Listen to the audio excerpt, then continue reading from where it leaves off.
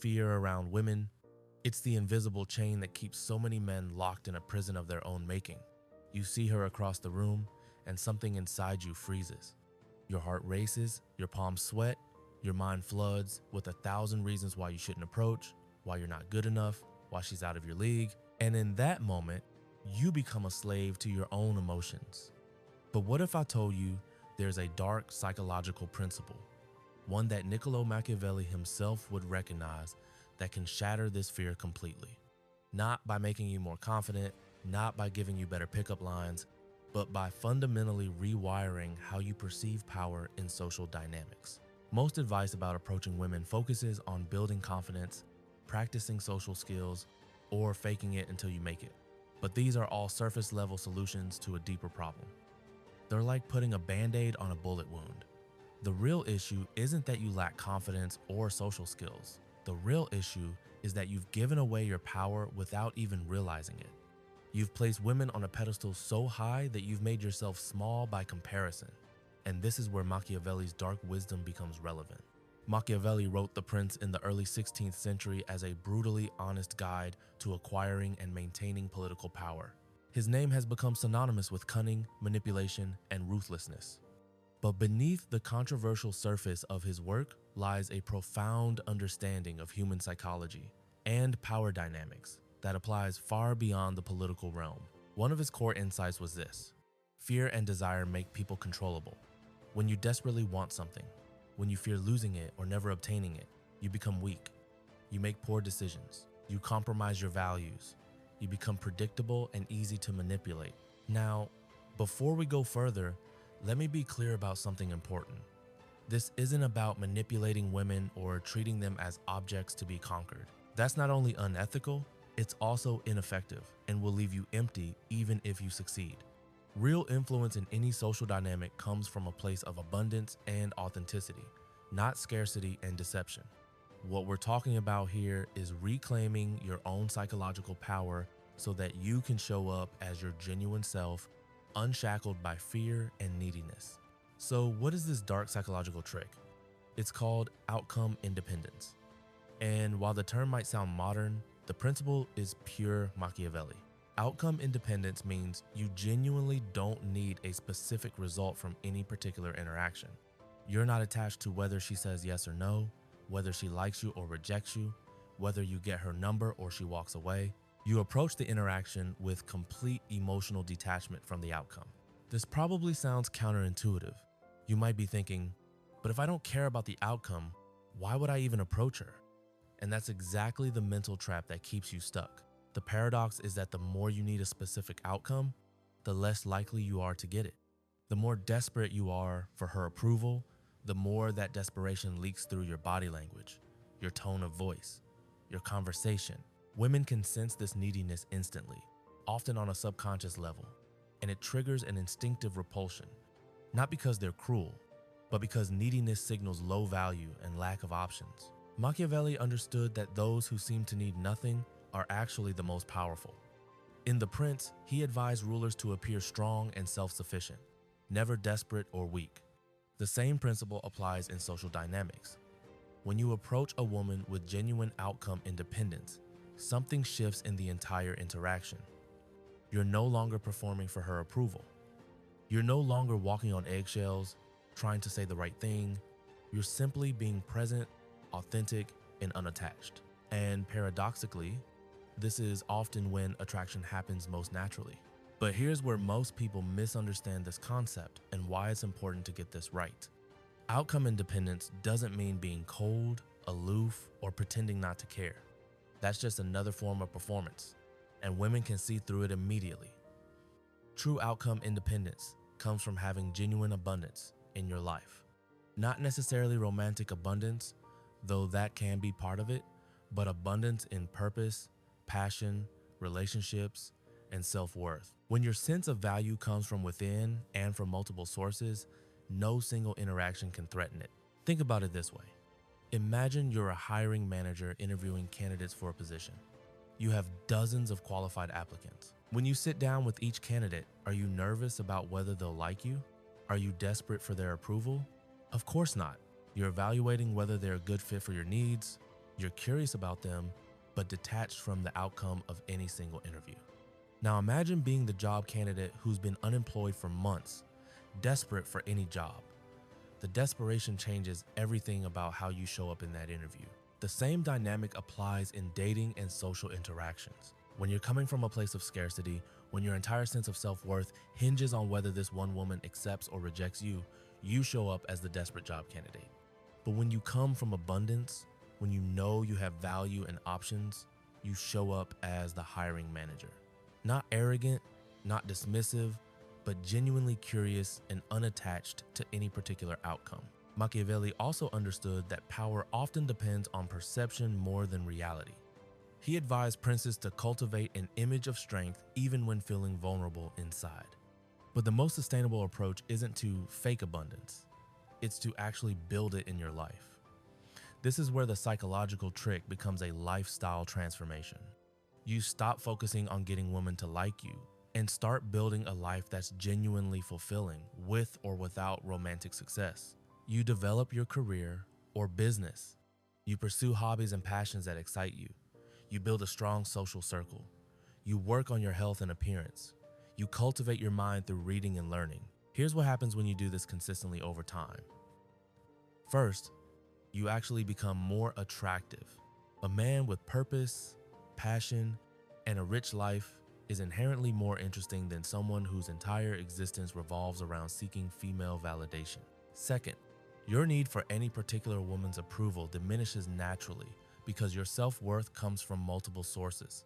Third, you start having more genuine interactions because you're not performing or trying to impress, you're simply sharing who you actually are. But let's address the immediate application of this principle, because you don't have to wait until your entire life is perfect to benefit from outcome independence. You can start practicing it in your very next interaction. The key is shifting your frame of reference. Instead of approaching women with the goal of getting a date or phone number, approach with the goal of simply having an interesting conversation and seeing if there's a genuine connection. Make it about curiosity and exploration rather than validation and achievement. Before you approach, take a moment to ground yourself in this mindset. Remind yourself that you're already complete as you are. Her response, positive or negative, doesn't change your value. You're not there to perform or prove anything.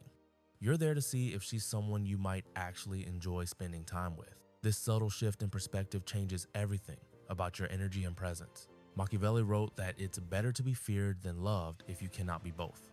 In the context of social dynamics, we might adapt this to say it's better to risk rejection than to never try at all. Outcome independence gives you the courage to approach because rejection loses its sting. If you're not attached to the outcome, rejection is simply information. It tells you that there wasn't a mutual fit, nothing more. It doesn't make you a failure or prove that you're unworthy. It's just data. Consider how liberating this is. Most men avoid approaching women they're attracted to because they're terrified of rejection. But rejection only hurts when you're attached to acceptance. When you genuinely don't need her approval, when you approach from curiosity rather than neediness, rejection becomes almost meaningless. Sure, it might sting a little in the moment, but it doesn't wound your sense of self-worth. You simply move on to the next interaction, unscathed and unbothered. There's another Machiavellian insight that's relevant here. Machiavelli observed that fortune favors the bold, that those who act decisively often succeed while those who hesitate are left behind. But boldness without outcome independence is just recklessness. True boldness comes from acting despite uncertainty while being unattached to results. When you can approach any woman, start any conversation, take any social risk without your self-worth hanging in the balance, that's real courage. That's real power. Now, let's talk about how this affects the actual dynamics of attraction. There's a well-documented psychological phenomenon in which people are more attracted to those who seem slightly uncertain about them than to those who seem overly eager. This isn't about playing games or being manipulative. It's about the natural human tendency to value what seems scarce or hard to obtain. When you're outcome independent, you naturally embody this quality. You're interested but not desperate. You're engaged but not clingy. You appreciate her but don't need her. This creates what psychologists call intermittent reinforcement, which is one of the most powerful drivers of continued interest and investment. When someone isn't sure if they have you completely, when your attention and approval aren't guaranteed, they tend to invest more energy in trying to earn it. Again, this isn't about consciously withholding approval or playing hard to get. Those are manipulative tactics that often backfire. True outcome independence creates this dynamic naturally and authentically because you genuinely have other options and priorities in your life. Machiavelli also understood the importance of maintaining frame, of not allowing others to dictate the terms of engagement. In social interactions, frame refers to the underlying reality or perspective that guides the interaction. When you approach a woman from neediness, she sets the frame. She becomes the prize to be won, the judge of your worth. But when you approach from outcome independence, you maintain your own frame. You're evaluating the interaction just as much as she is. You're the chooser, not just the chosen. This doesn't mean being arrogant or acting superior. It means recognizing that compatibility is a two-way street. You're not trying to convince her to like you. You're discovering whether you actually like each other. This subtle shift in frame is incredibly powerful because it positions you as an equal, as someone with standards and self-respect. And paradoxically, this often makes you more attractive because it signals that you're not desperate, that you have options. Let me share a practical example of how this might look in a real interaction. Imagine you see an attractive woman at a coffee shop. The needy, outcome-dependent approach would be to rehearse what you're going to say, work up the courage, approach with your heart pounding, deliver your prepared line, and then desperately hope she responds positively. Every moment of the interaction, you're monitoring her reactions, trying to say the right thing, terrified of making a mistake. Your entire focus is on getting her approval. The outcome-independent approach looks completely different. You notice she's attractive, and you're genuinely curious about whether you might enjoy talking to her. Without overthinking it, you approach naturally. Maybe you comment on something in the environment or ask a genuine question. You're present and engaged in the conversation, but you're not performing. If she seems interested and the conversation flows naturally, great. If not, that's fine too. You're not invested in any particular outcome. You might end the conversation after a few minutes if it's not clicking, or you might naturally exchange numbers if there's mutual interest. But either way, your mood and self-worth remain unchanged. Can you feel the difference? The second approach requires no courage in the traditional sense because there's nothing to be afraid of. Fear comes from the possibility of losing something you're attached to. When you're not attached to her approval or a specific outcome, what is there to fear? At worst, you have a brief, awkward conversation with a stranger you'll never see again. At best, you meet someone interesting and potentially develop a connection.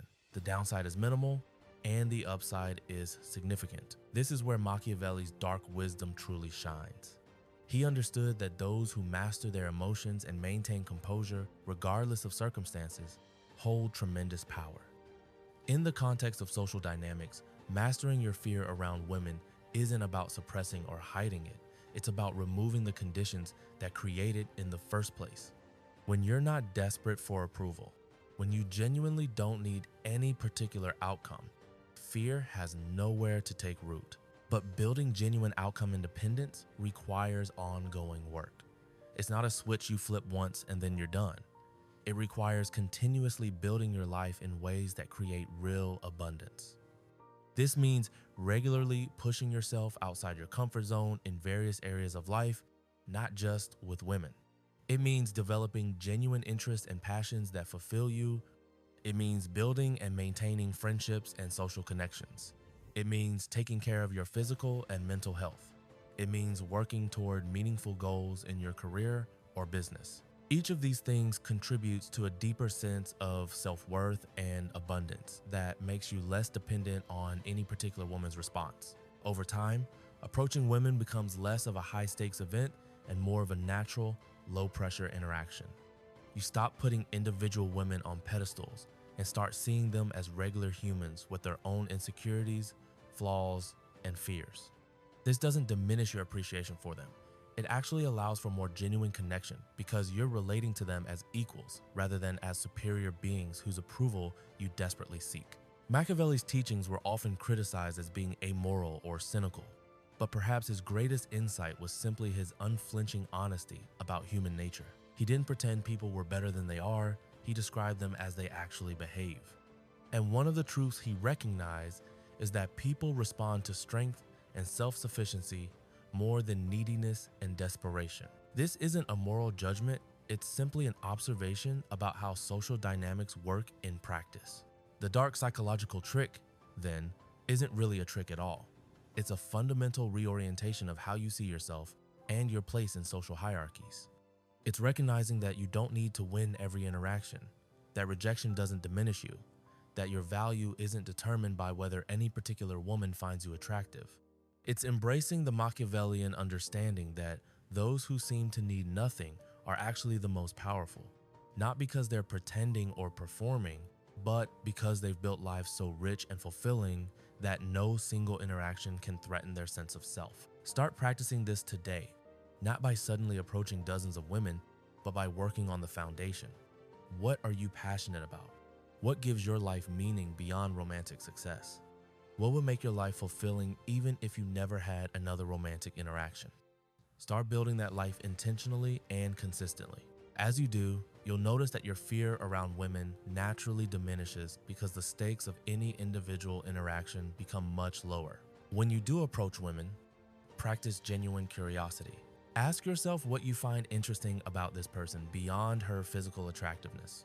What would make a conversation with her worthwhile?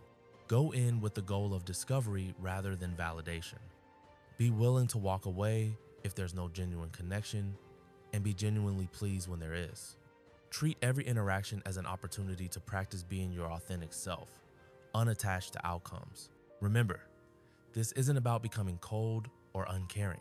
It's about becoming so secure in yourself that you can afford to be warm, open, and vulnerable without fear. It's about approaching women from a place of genuine interest rather than desperate need. It's about reclaiming your power by refusing to give your emotional state hostage to someone else's approval. Machiavelli understood that true power comes from mastering yourself before trying to influence others. Master your need for approval, and you'll find that approval comes more naturally. Master your fear of rejection, and you'll find that rejection loses its power over you. Master outcome independence, and you'll discover a freedom in social interactions that most men never experience. So here's your challenge. Stop waiting until you feel ready. Stop rehearsing perfect opening lines. Stop putting individual women on pedestals. Instead, start building a life that's genuinely abundant and fulfilling.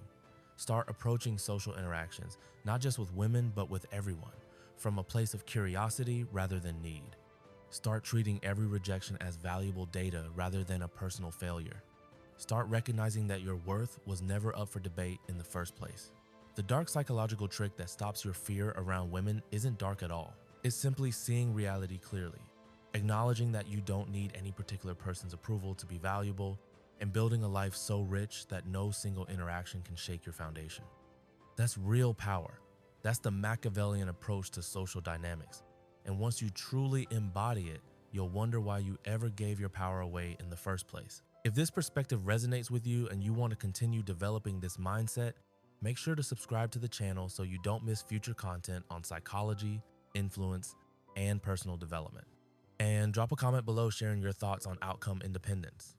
Have you experienced the freedom that comes from genuinely not needing a specific result, or are you still working toward that mindset? Let's discuss it in the comments. Your insights might help someone else on their journey, and I read every single comment. Thanks for watching, and I'll see you in the next one.